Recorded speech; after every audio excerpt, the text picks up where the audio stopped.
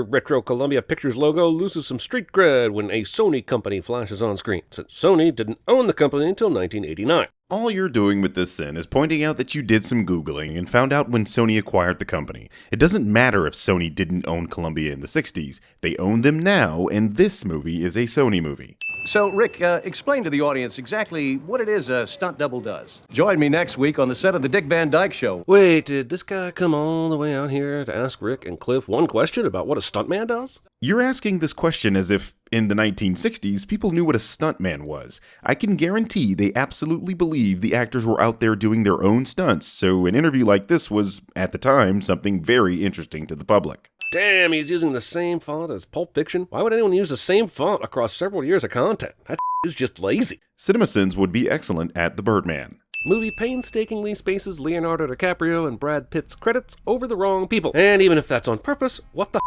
Interesting how a channel that owes its popularity to being as ambiguous as possible and not clarifying their stance, all of a sudden needs clarity on what is clearly a stylistic choice. Brad Pitt eats and drinks a bunch of in a movie cliche. I'm pretty sure he's aware of the cliche, but it's a cliche nonetheless. But are cliches bad? Because if that's the case, every single thing you do on this channel is bad, because it's simply the same shit over and over. My car's in the shop, so he gave me a ride. That's a big lie. Can we talk about the sudden narration in this movie? Because this shows up at the beginning like it's gonna be a thing, but is absent as until Rick later goes to Italy. I'm just saying a conceit that's introduced then abandoned for most of the movie is jarring at best. The problem with what you're saying is that movies are art. A glaring mistake like a modern coffee cup on a medieval set is one thing, but this was clearly a choice made by Tarantino. Just like in Hateful Eight, the point is to draw your attention to what is being narrated and break the fourth wall. This is like telling Pablo Picasso his style is a sin simply because it's different than something Michelangelo would paint. 35mm prints of Tana. And kids, if you don't know what 35mm is, here's a cutaway to what 35mm film looks like going through a projector. And that's it. I see what this entire video is going to be.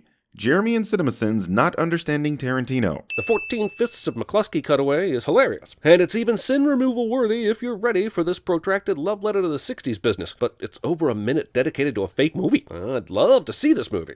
Love it, but I have to pick up my kids from band practice, and I don't think I'm going to make it because of all these diversions. Jeremy sends something he likes cliche. What's eating Snake Plissken? Jeremy makes a pop culture reference that isn't a sin of the film cliche. I actually appreciate the deep shout-outs to old Hollywood, but I also can't help but think that the movie is actively jacking off to an old memory, and I'm honestly not ready for the facial that's coming over the next couple hours. It always cracks me up that CinemaSins censors words like shit and then says things like this. It's like CinemaSins believe there are people that will gasp at the word bullshit, but be totally okay with talking about jerking off and facials. Dude, even in 1969, Los Angeles was really big, so the fact that Cliff runs into Pussycat more than once within a couple days is a training day level of a convenience. Aw, look at that. CinemaSins is taking a fantasy film that is told this way specifically at face value.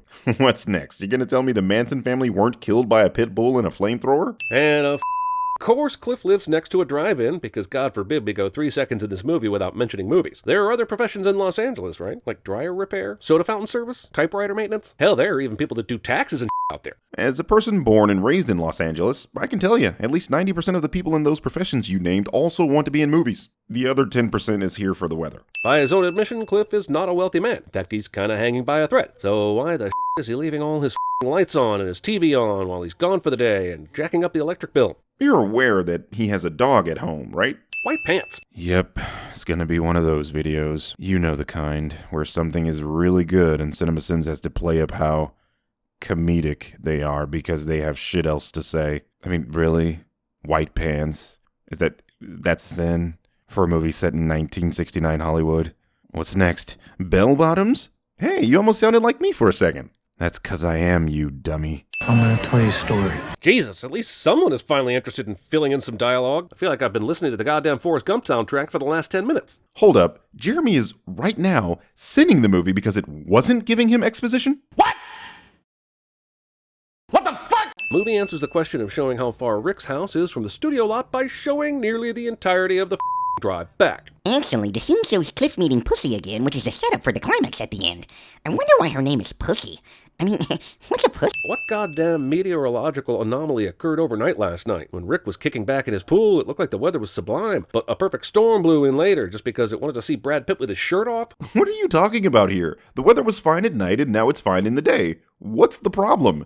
No, seriously, what the f*** are you talking about? Yes, Brad Pitt looks amazing, and yes, I'm both jealous and thirsty right now, but also, why does Cliff have to take his shirt off to work on this antenna? If it's this hot, he should be removing his pants, too. Jeremy wants to see a Brad boner. Once upon a time in Hollywood. It's as much fun as Margot Robbie folding laundry, which, now that I've seen it, is kind of exciting, but whatever. Jeremy sends something he likes, cliche. And I work with my wife, and she believes it. She doesn't want his creepy ass around. Sounds like the honest reason for Randy's wife not working with Cliff is that she believes he killed his wife. And that's really all we need, right? So why do we get the extra reason of Cliff kicking Bruce Lee's ass necessitating a long flashback? First of all, this is the flashback. This scene gives the audience the explanation for why Rick's current production being gaffed by Randy's friend prevents Cliff from being hired. And it's one of the best scenes in the movie. Why are you complaining? Also, Cliff is currently on the roof at Rick's house, flashing back to a conversation that maybe he overheard outside of Rick's trailer. Or it's how he pieced this conversation together after Rick told him what happened. But now he's flashing back inside a flashback about the day he killed his wife? Man, it must be really hot on that roof right now. CinemaSins once again fails at understanding something that is being shown for the benefit of the audience. I guess when the movie had Kurt Russell narrating earlier, that was Rick flashing back, right? Natalie, my sister, said he's a loser. This scene pisses me off in so many ways. First off, this character is made to be so loathsome that I think the movie wants us to root for Cliff to kill her, furthering the problematic way women are portrayed overall in this film. What kind of bullshit is this? How are all the women being portrayed negatively in this film? Sharon Tate is shown to be a character people absolutely love. Rick's wife is shown to be a hero at the end when she punches one of the Manson family members. The little girl is shown to be strong-minded and hyper-intelligent. I mean, one woman shown to be a bitch and all of a sudden all the portrayal of the women is problematic? And if you're referring to the Manson family members, fuck the Manson family members. Those people were pieces of shit and should be shown to be pieces of shit. You're a little man with a big mouth and a big chip. I'm not here to comment on the accuracy of Bruce Lee's portrayal here. What I am here to do is question why we need to see a legend insulted, and that insulter ultimately rewarded in the eyes of the viewer once Cliff beats his ass. You have this scene all wrong. Bruce unequivocally states he would cripple Muhammad Ali in this scene. Anyone that knows anything about fighting knows Ali would send Bruce to the Shadow Realm. Bruce Lee or Muhammad Ali? Short answer, if these two were to fight in their prime, I believe Muhammad Ali would win. And I know a lot of people on the internet will be upset about hearing that because they believe that Bruce Lee was magical. Now, Bruce Lee weighed about 135 pounds. I don't remember how tall he was. He wasn't that tall. Muhammad Ali was a heavyweight boxer, substantially bigger. Yes, I know size isn't everything in a fight, but it is a huge, huge advantage to be bigger and stronger. Movies are made up of little guys beating up big guys, but that's in the movie. There's no guy that's 100 pounds lighter, Bruce Lee being 132, 135, beating a guy that's 220 pounds, who is a professional assassin. That's ridiculous. Even if you got a guy at 135 and fighting a guy that's 160, that is a massive, massive imbalance. That almost never happens. That's unfair. That's why we have weight classes. That's unfair. Yeah. And so 100 pounds more is insane. Yeah. Bruce himself stated that Ali would kill him, so the only legend I could see being disrespected in this scene is Ali. Also, Cliff doesn't kick Bruce's ass. Let me just say, nobody beat the shit out of Bruce. It was a friendly contest. He barely touched me. They were tied, as the rules of the contest were who puts who on the ground in a best of 3, and Bruce scored the first point. They were prevented from finishing. You know, Bruce, that guy's kind of famous. That guy? For what? Killed his wife and got away with it. Seeing as how this is a flashback, is this part of Cliff's fantasy, or did he overhear Bruce Lee and this guy whispering about this? Again, the flashback is for the benefit of the audience. Do you honestly think Cliff remembers the position of the lighting equipment too?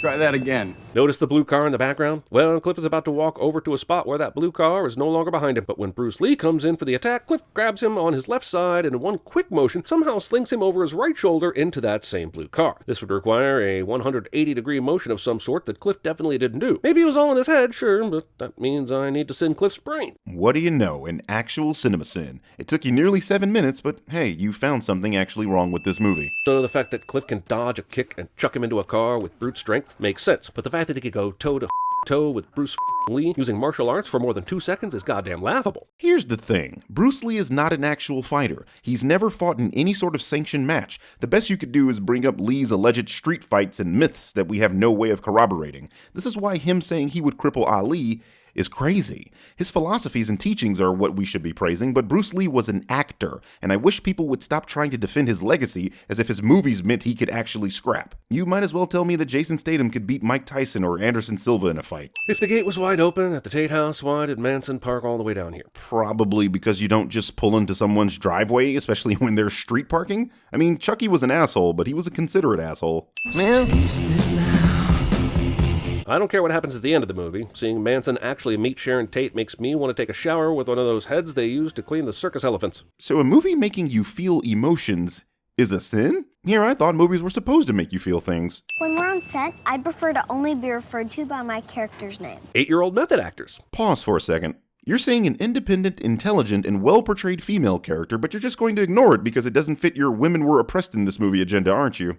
I've got a question, though. If you can erase Steve McQueen and put Leonardo DiCaprio in The Great Escape, why can't you do the same with Margot Robbie here? Sure, it might be completely disrespectful to Sharon Tate. And let me stop you right there, because you just answered your own question. Also, I'd like to think it's a little nod to what could have been for Sharon had she not been brutally murdered. Showing her actual scenes was tasteful. For nearly 6 minutes, we watched this entire TV episode play out, fully edited. Line. Then we see Rick starting to flub his lines, which leads to an epic meltdown in his trailer, which leads to him being awesome for the rest of the filming. But did we really need to see all that? Look, I'd watch Quentin film The Phone Book, but Jesus. That's what makes this scene so special. Throughout the entirety of it, you're drawn into the fictional story, so much so that you forget that Rick is acting here. When he messes up his lines, that then reminds you that you are watching a film within a film. It's brilliant filmmaking, and kinda hilarious the channel that is based on movie criticism fails to recognize it. Chatsworth. You hitch up and down Burbank Boulevard all day till someone says they'll drive you to Chatsworth. A solid percentage of this movie would feel right at home in a Californian sketch on SNL. Oh, come off it, Jeremy. You know this sin only exists as an excuse to show the shot of Pussycat's ass.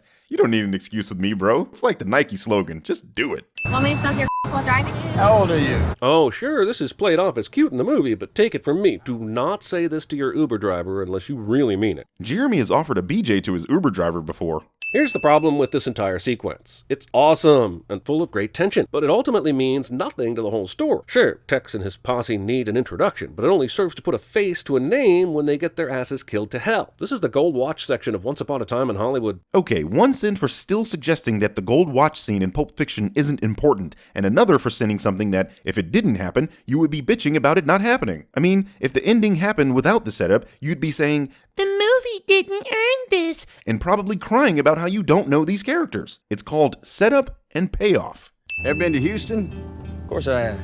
Yeah, I spent 2 weeks once on a Houston chain gang. But when you were turning down BJ's from Pussycat, you said, Prison tried to get me all my life. Ain't got me yet. now, it was commendable of you to turn down the BJ, but to lie about your prison time? That's f***ed up. Cliff is a stuntman. He could have simply been speaking about a role. Besides, as hot as Margaret is, and Birdman loves him some hairy armpits, she's still presumably underage. And until the clock strikes midnight on her 18th birthday, I'd much rather lie about going to prison than go back to prison and have the inmates find out I'm a molester. Why can't I see him right now? Because he's napping. This is his nap time. The main reason why this scene plays so tense is because everybody acts way more suspicious than they should or would. We know this is the ranch where Charles Manson and his killers live, and we know that George Spahn is a prime candidate to be dead right now. But there is no reason why everybody tries to prevent Cliff from seeing him other than to make this scene tense. Jeremy thinks the Manson family in any way acted normally or rationally in real life, and I can assure you that wasn't the case. This is Susan Atkins, the person that stabbed a pregnant Sharon Tate 16 times and wrote pig on the door in Tate's blood.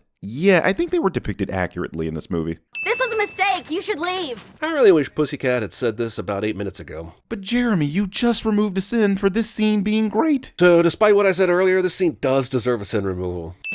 Movie is secretly a sequel to Snatch, only Brad Pitt retired the weird gypsy Irish accent. Jeremy makes a pop culture reference that isn't a sin of the film cliche. Brad Pitt couldn't be more Tyler Durden in this scene if he asked his seatmate whether to give the flight attendant the ass or the crotch. Jeremy makes a pop culture reference that isn't a sin of the film cliche. Rick was really not sure about what lay ahead for him. Catch Inception if you aviator on Wall Street. Jeremy makes a pop culture reference that isn't a sin of the film cliche. What did Charlie say? He said, go to Terry's old house and kill everybody in there. Inglourious Basterds was all about killing Nazis, so the revisionist history worked on an emotional level. But this movie's been all about Rick and Cliff's bromance, how the latter got away with killing his wife and the former learning to act again. I'm just saying, this revisionist history, while satisfying, seems less than earned. I fucking told you. I told you he was gonna say, this is unearned. Listen, CinemaSins, while you guys were busy bitching about Margot Robbie's feet, the film had been showing you Sharon Tate was a main character in the film. When you were bitching about Pulp Fiction's gold watch scene, the film was setting up the Manson family. If you know anything about Sharon Tate,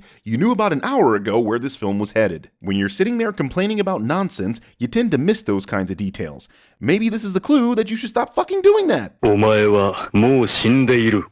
Pig kill it.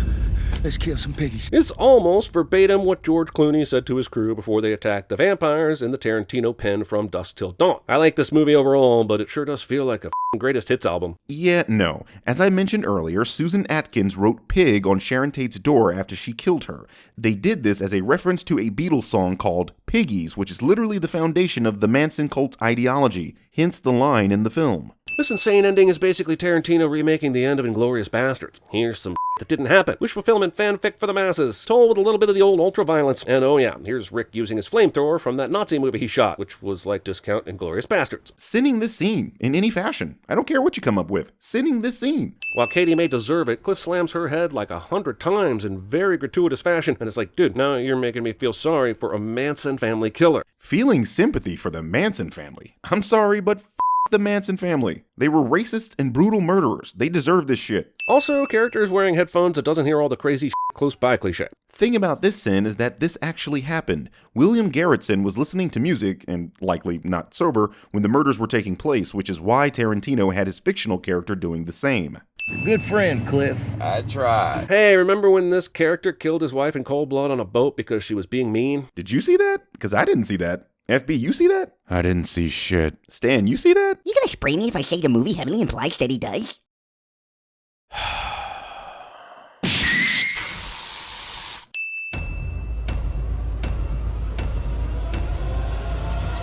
I'm the devil, and I'm here to do the devil's business. No, I was dumber than that.